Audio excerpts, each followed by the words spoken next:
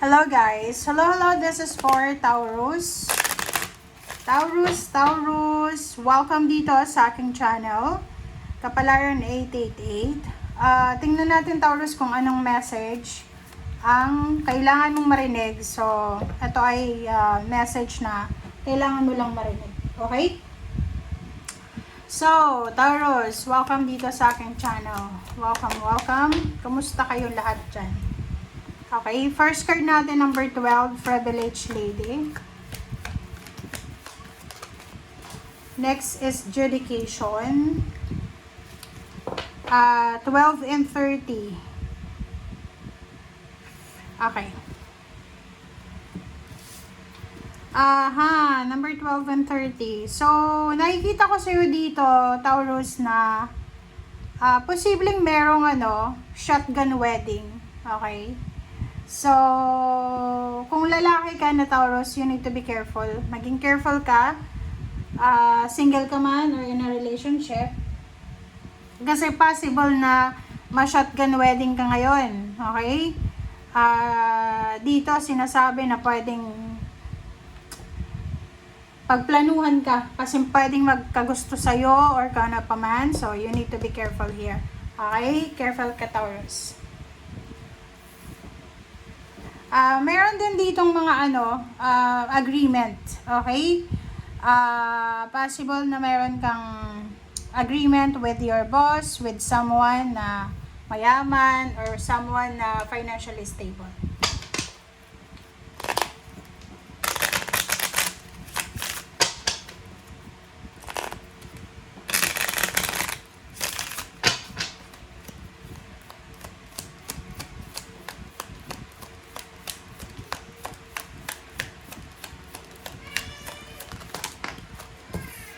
Okay, number 4, 4 of Diamonds, number 27, 7, 8, 9, number 23, 5. So, nakikita ko sa'yo dito, yon. Talagang meron dito na kasal, shotgun wedding talaga to. Pwedeng may magkakagusto sa'yo, financially stable siya, rich, stable financially. Pero, ang taong to ay sobrang loyal sa'yo. Magiging loyal sa'yo. So, ibig sabihin, kaya nga siya shotgun wedding kasi siya yung may gusto sa'yo. Okay? Nakikita ko rin sa'yo dito na yun, collaboration, partnership. Ang nakikita natin na possible na pwedeng mangyari dito. Okay? Business collaboration and partnership.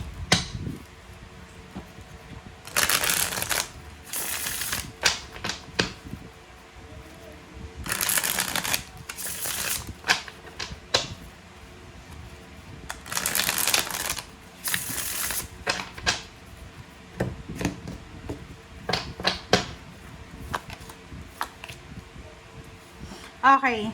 Four of Wands and Page of Cups. For one and Page of Cups, nakikita natin na yun, talaga.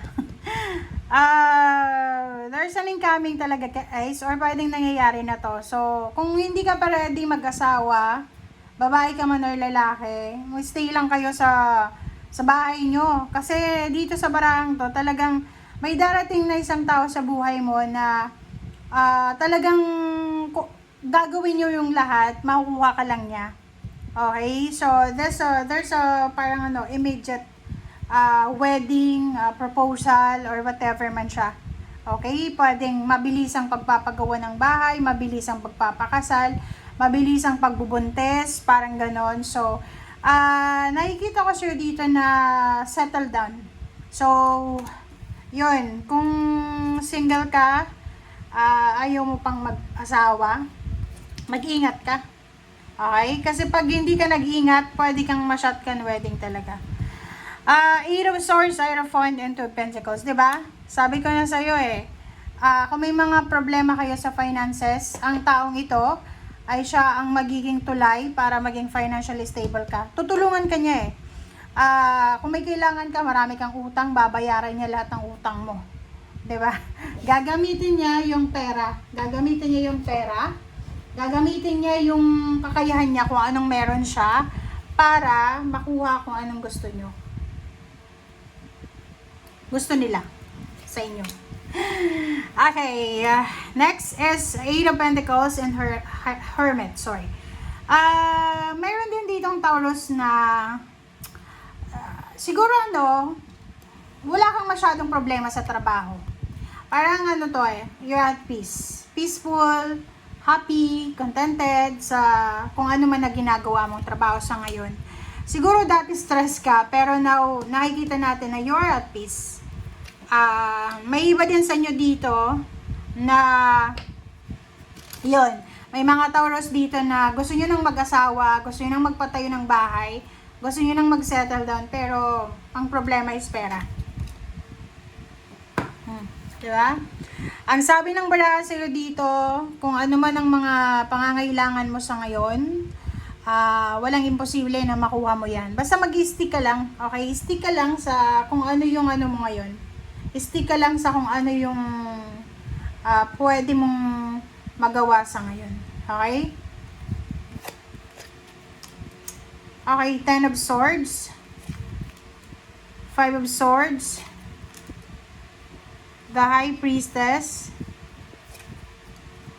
The Magician. So, yun. Kung makikita mo dito yung 10 of Swords, etong 10 of Swords, sinasabi na may mga Taurus na may closure. Closure, endings, new beginnings na mangyayari sa buhay nyo. Yung parang, biglang magbabago yung takbo ng buhay mo. Yung parang, sasabihin ng mga tao sa paligid mo. Kasi unexpected to eh. Bigla kang magsasabi na magpapakasal ka na. Bigla kang magsasabi na magre-resign ka na. Bigla kang magsasabi na makikipaghiwalay ka na. So parang ganun. Marami kang marami kang i-give up. Marami kang aalisin sa buhay mo ng mabilisan. Kumbaga halimbawa sa love life, kung nakikipaghiwalay sa'yo yung karelasyon mo, matatawa ka na lang kasi ang tagal mo na din gustong makipaghiwalay.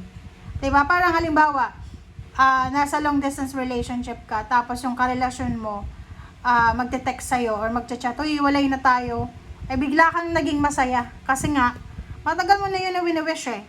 So, nakikita ko sa'yo dito na there's a closure but there's a new beginnings. Kung ano man ang nangyayari sa buhay mo sa ngayon, sabi ng Magician and the High Priestess, talaga yan. It's the destiny. Heartbreaks, losses, new beginnings, clearing, nakikita natin dito yung kung ano man na mangyayari. Okay? Yun lang yung nakikita ko sa'yo dito. No more regrets. No more regrets. Nakikita ko sa'yo dito na magpo-focus ka na lang simula ngayon sa trabaho, negosyo, or pagkakakitaan. Thank you guys. Bye!